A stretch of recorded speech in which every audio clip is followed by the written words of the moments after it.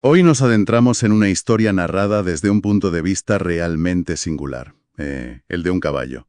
Pensemos por un momento cómo sería un mundo donde nuestro bienestar, nuestra comodidad, bueno, incluso nuestra supervivencia, dependieran por completo de la amabilidad, la ignorancia o la crueldad de los seres humanos que nos rodean.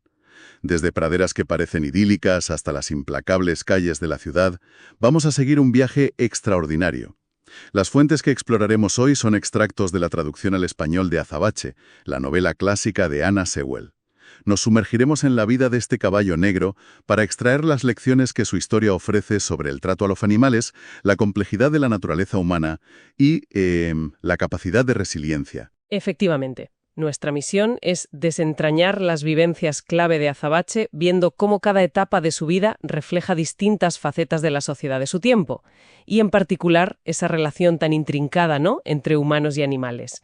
Analizaremos cómo la bondad y la crueldad van moldeando su camino y qué podemos aprender de esa perspectiva tan particular sobre el trabajo, la libertad, o la falta de ella, claro, y la dependencia. Pues arranquemos por el principio, su primer hogar. Azabache nos lo pinta como un lugar bastante idílico, ¿verdad? Sí, un prado agradable, agua clara. Y la compañía constante de su madre, Duquesa.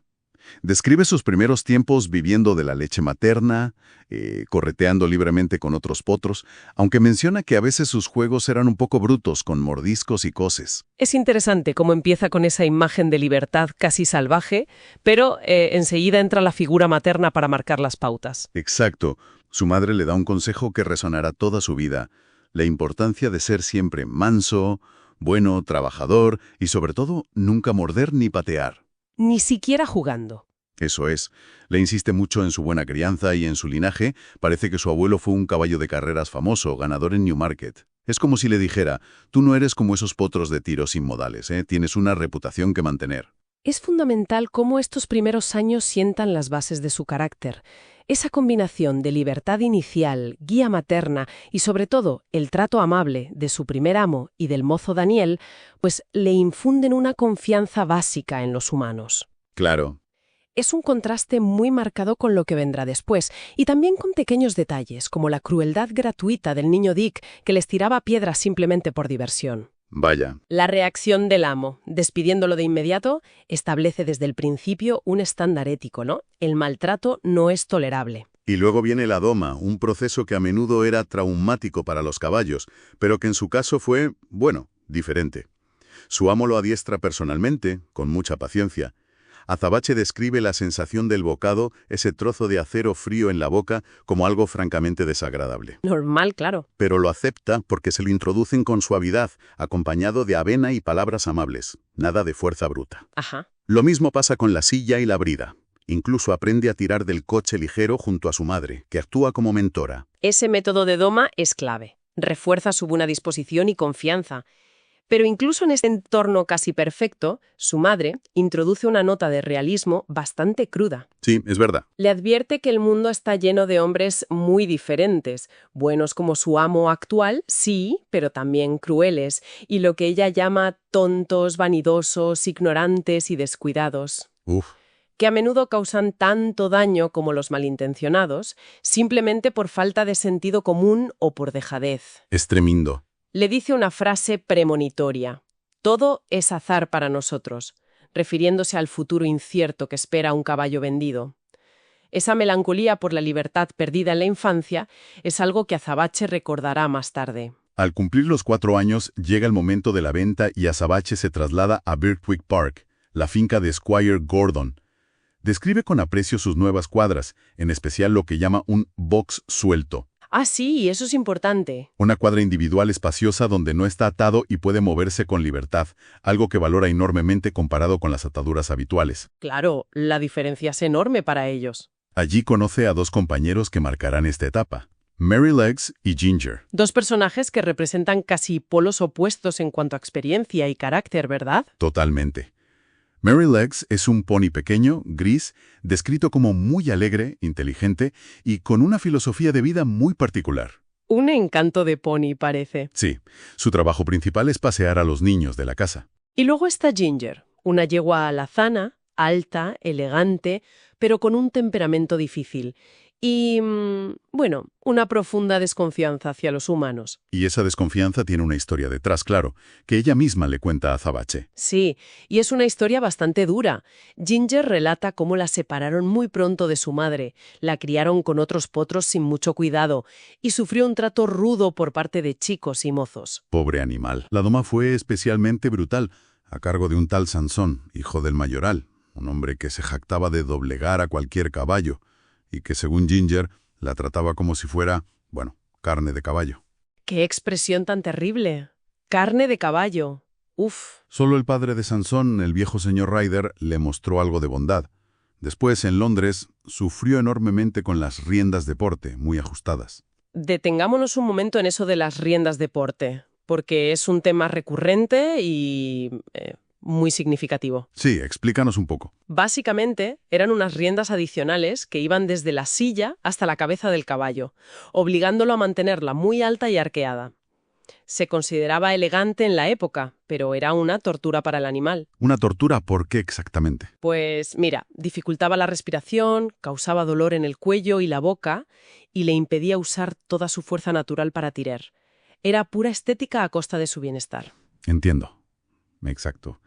Ginger cuenta cómo ese dolor constante la volvía irritable. Este ciclo de maltrato, reacciones defensivas mal interpretadas como mal carácter y ventas sucesivas, continuó hasta que tuvo la suerte de llegar a Birtwick Park. La historia de Ginger es un ejemplo clarísimo de cómo las experiencias tempranas, sobre todo el maltrato, pueden moldear profundamente el carácter y generar un ciclo de desconfianza y reactividad.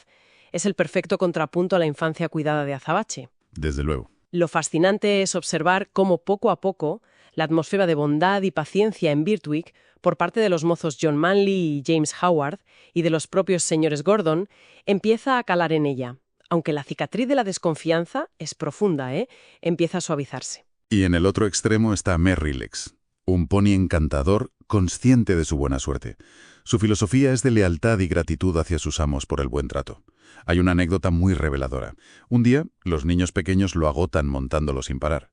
Y él, en lugar de cocear, como le sugiere Ginger más tarde, ¿Qué hace? simplemente los hace resbalar suavemente al suelo. No por maldad, sino como una lección práctica para que entiendan que tiene límites. Es un momento genial. Merrylegs rechaza la idea de la violencia o la mala intención. Argumenta que sus amos confían en él y no sería justo ni agradecido portarse mal. Su lema es: los buenos lugares hacen buenos caballos. Qué buena frase. Él entiende el valor de la seguridad y el buen trato, y es consciente de que muchísimos otros caballos no tienen esa suerte. Esta idea de que el entorno y el trato son cruciales para el comportamiento es central en el libro. Azabache y Ginger, a pesar de sus diferencias iniciales, se convierten en buenos amigos y forman una excelente pareja para tirar del carruaje. Tienen un paso similar y buena voluntad. Azabache destaca especialmente llevando a la señora Gordon, que tiene manos muy suaves, gracias a que su boca no ha sido endurecida por tirones bruscos. Claro, eso se nota mucho. Ginger admite sentir cierta envidia por esa sensibilidad que ella perdió debido al maltrato y a las dolorosas riendas de porte. Vemos cómo incluso entre los animales se perciben las consecuencias físicas del trato recibido. La boca sensible de Azabache es un testimonio de la doma amable, mientras que la boca endurecida de Ginger es, bueno, una cicatriz de su pasado. Pero incluso en un lugar tan bueno como Birtwick Park, la sombra de la crueldad y el peligro está presente. Azabache narra un episodio impactante, una cacería de la liebre. Uf, la cacería. Describe la excitación del momento, los ladridos, el galope, pero la escena se tuerce rápidamente. Primero, la muerte angustiosa de la liebre, y luego, lo peor, 2 caballos caen aparatosamente en un salto peligroso. Tremendo. Uno es el joven George Gordon, el único hijo del Squire, que muere en el acto. El otro caballo, con una pata rota, es sacrificado allí mismo con un disparo. Es una descripción muy cruda que pone de relieve el coste real de lo que para los humanos es simple diversión o deporte. La perspectiva del caballo le quita todo el glamour a la cacería. Totalmente. Y el patetismo aumenta exponencialmente cuando, tiempo después, Azabache se entera por otro caballo que aquel animal sacrificado, llamado Rob Roy, era en realidad su propio hermano, salido de la misma granja. No me digas. Qué terrible. Sí, una conexión trágica descubierta a posteriori. Este tipo de crueldad normalizada es algo contra lo que los Gordon luchan activamente. Se menciona cómo la señora Gordon a menudo interviene para hablar con carreteros que usan riendas de cabeza excesivamente tirantes. Bien por ella. El propio señor Gordon tiene un enfrentamiento directo con un hombre llamado Sawyer, al que ve azotar sin piedad a su pony. Hay que tener valor para intervenir así. Y hay un debate muy interesante con un invitado, el capitán Langley, sobre las riendas de porte. Gordon argumenta con firmeza que son antinaturales, incómodas, debilitan al caballo y son pura vanidad y moda. Mientras Langley defiende que son necesarias para el estilo y el control. La eterna excusa. Exacto. Estas escenas son clave porque muestran a personajes que no solo son buenos en privado, sino que se atreven a cuestionar públicamente prácticas crueles aceptadas socialmente. El debate sobre las riendas de porte encapsula perfectamente esa tensión constante entre la estética impuesta por la moda humana, muy importante en la sociedad victoriana, y el bienestar físico y la funcionalidad natural del animal. Claro. No es solo moda versus comodidad, es una forma de control y exhibición de estatus a costa del sufrimiento animal. La inteligencia y sensibilidad de Azabache se ponen de manifiesto de forma dramática una noche de tormenta. Volviendo a casa con Squire Gordon y el mozo John Manley, llegan a un puente de madera sobre un río muy crecido por la lluvia. Ajá. Azabache de repente se planta y se niega en redondo a cruzar, a pesar de la insistencia de su amo. Justo en ese momento aparece el hombre del peaje corriendo y gritando que el puente se ha roto en el medio. Vaya. Su instinto le salvó la vida. Un ejemplo perfecto de la capacidad animal para percibir peligros que escapan a los sentidos humanos.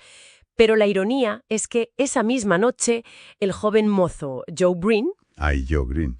aunque lleno de buenas intenciones, pero falto de experiencia, comete un error fatal en el cuidado de Azabache después de ese esfuerzo y exposición al frío.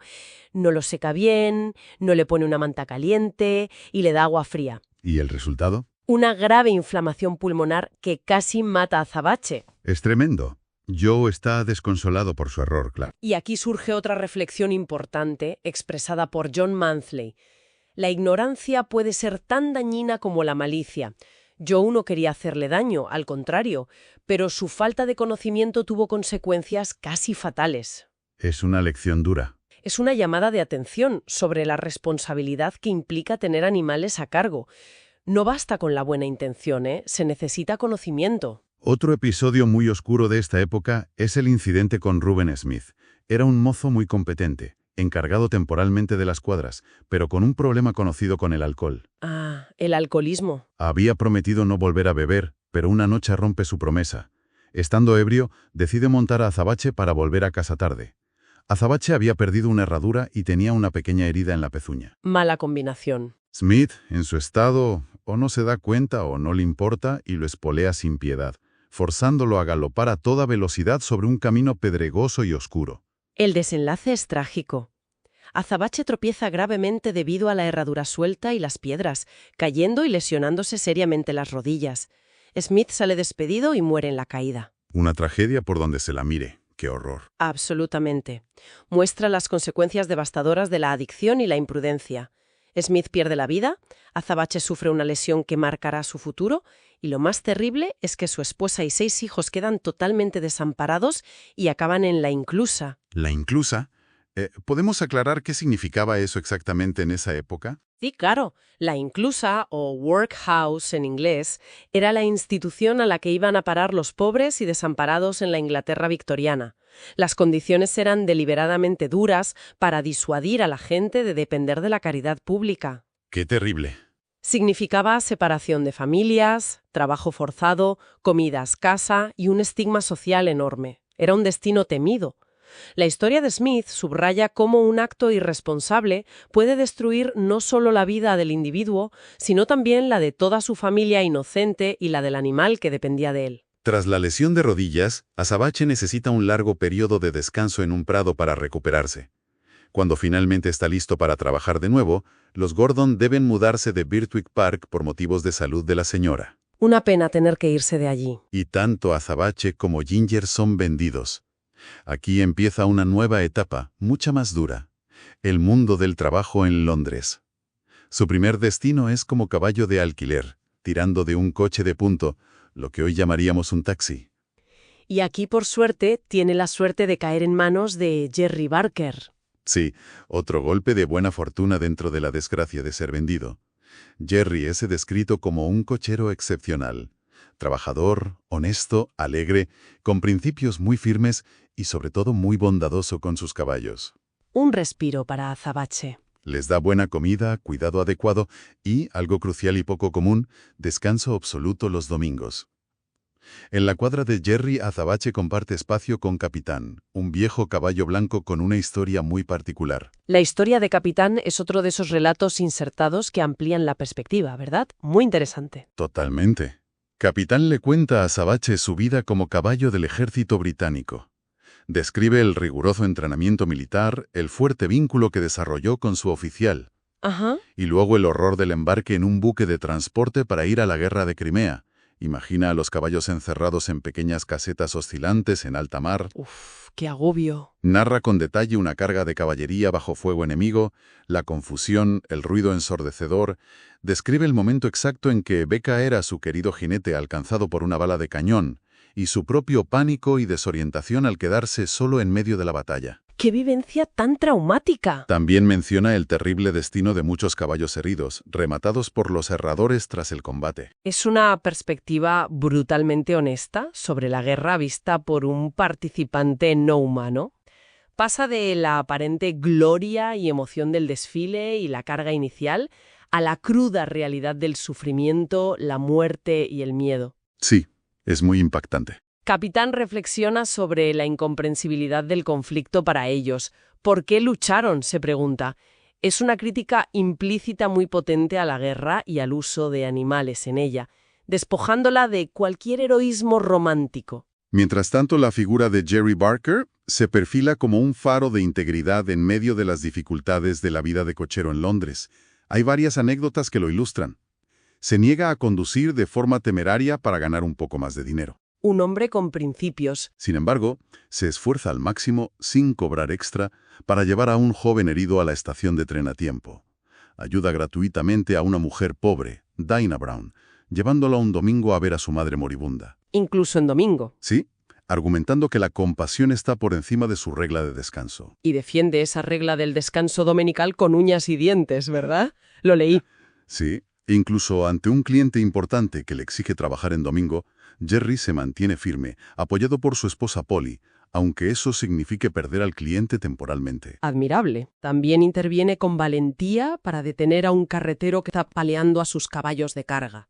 Y muestra una postura cívica interesante al negarse a participar en el alboroto y la compra de votos durante unas elecciones, condenando la violencia y el fanatismo partidista. Jerry representa un modelo de dignidad y bondad en circunstancias muy adversas. Su actitud contrasta fuertemente con las enormes presiones económicas que sufren otros cocheros, como se revela en el discurso casi desesperado de otro personaje, Sidi Sam. Ah, sí, Sidi Sam. Sam explica cómo las altas tarifas que deben pagar por alquilar el coche y la licencia, combinadas con las bajas tarifas que pueden cobrar, los obligan a exprimir a sus caballos al máximo, trabajando todos los días, incluyendo los domingos, solo para poder alimentar a sus familias. Es un círculo vicioso terrible, claro. Exacto, pone de manifiesto un problema sistémico. La explotación económica del trabajador repercute directamente en el maltrato del animal. La posterior muerte de Sidi, Sam, enfermo y agotado, funciona como una trágica advertencia de las consecuencias de ese sistema inhumano. La propia cuadra de Jerry no está exenta de tragedias. El viejo capitán sufre un accidente terrible cuando un conductor borracho choca su carro contra el taxi. Queda gravemente herido. Pobre capitán, después de todo lo que pasó en la guerra. Jerry, sabiendo que venderlo significaría condenarlo a una vida de miseria y trabajo forzado hasta la muerte, toma la difícil pero compasiva decisión de sacrificarlo humanamente. Una decisión dura pero correcta en esas circunstancias. Poco después adquiere a Hotspur, otro caballo. Pero la propia bondad y dedicación de Jerry acaban pasándole factura. ¿Qué ocurre? ¿Se pone enfermo? Sí. Una noche de Nochevieja espera durante horas bajo una lluvia helada a unos clientes de fiesta que lo habían contratado y que lo dejan plantado. ¡Qué feo gesto! Como resultado, coge una bronquitis gravísima que casi lo mata y lo deja incapacitado para seguir trabajando como cochero. Vaya por Dios. Afortunadamente, gracias a la ayuda de un cliente agradecido, el gobernador Grant, y a una oferta de trabajo en el campo de la señora Fowler, una antigua ama de Polly, Jerry y su familia consiguen una salida digna y se mudan fuera de Londres. Bueno, un final agridulce para Jerry, pero al menos esperanzador. Pero para Azabache significa otra venta.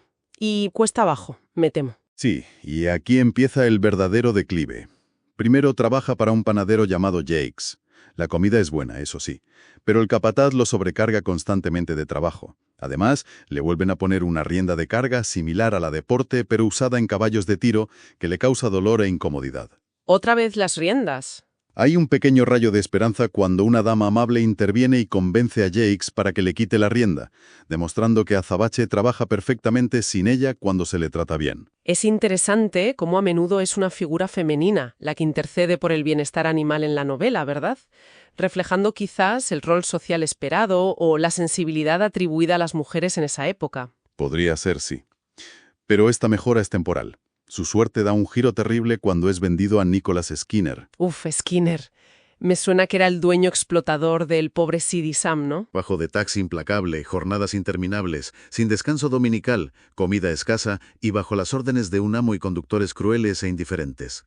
El infierno en la tierra para un caballo. Un día, tirando de un taxi sobrecargado con una familia y su equipaje, simplemente sus fuerzas fallan y colapsa en plena calle. Ay, pobre. Hay un detalle conmovedor. La niña pequeña de la familia, Grace, suplica a su padre que cojan otro taxi diciendo que es cruel forzar al caballo, pero el padre la ignora. ¡Qué impotencia! Ese momento del colapso es el nadil absoluto. Azabache es reducido a una mera herramienta desechable, víctima de la explotación económica más descarnada y de la total falta de empatía. Skinner, viéndolo arruinado, decide deshacerse de él vendiéndolo en la feria de caballos. La feria de caballos es descrita como un lugar deprimente, lleno de animales viejos, enfermos o maltratados, donde se usan toda clase de trucos para disimular sus defectos y venderlos. Un mercado de la desesperación. Azabache está allí, débil, con las rodillas marcadas por la caída con Reuben Smith, esperando un destino incierto, probablemente un trabajo aún más duro hasta morir. Pero entonces ocurre un pequeño milagro. El punto de inflexión. ¿Por fin? Exacto. Un niño llamado Willy se fija en él y convence a su abuelo, el granjero Thorogood, para que lo compre. A pesar de su lamentable estado, el granjero reconoce en Azabache signos de buena crianza y nobleza. ¿Qué ojo tuvo el granjero? Movidos por la compasión y la fe en que quizás pueda recuperarse, lo compran por apenas 5 libras. Es un acto de pura bondad y esperanza en medio de la desesperación. No lo compran por su utilidad inmediata, sino por lástima y por darle una oportunidad. Es crucial que sea un niño quien impulse esta acción compasiva. Y esa fe da sus frutos. Azabache pasa un largo tiempo recuperándose en los prados del granjero. Descanso, buena hierba, avena y sobre todo el cuidado atento y cariñoso del joven Willy, que lo llama afectuosamente viejo Crony. Algo así como viejo colega o camarada, ¿no? Sí, eso es. Poco a poco sus heridas sanan, recupera peso y fuerzas. Una prueba tirando de un pequeño faetón confirma que vuelve a ser útil. La recuperación física va de la mano de la recuperación emocional, gracias a ese cuidado paciente y afectuoso. Es fundamental. Finalmente, el granjero Thorogood le encuentra un hogar que él considera adecuado y permanente. Es vendido a 3 damas solteras, las señoritas Blomefield y Ellen. Y aquí viene el gran reencuentro emocional de la novela. A ver. El mozo de cuadra que las atiende no es otro que Joe Green, aquel muchacho inexperto de Birtwick Ark que casi lo mata por ignorancia. No me digas. Joe Green. ¡Qué momento! El círculo se cierra. Totalmente. Ahora es un hombre hecho y derecho, amable, competente y cuidadoso con los caballos. ¡Qué bien! Tuvo que aprender la lección por las malas, pero aprendió. Joe reconoce a Azabache casi al instante, por sus marcas características, como una pequeña estrella blanca en la frente y una pata blanca.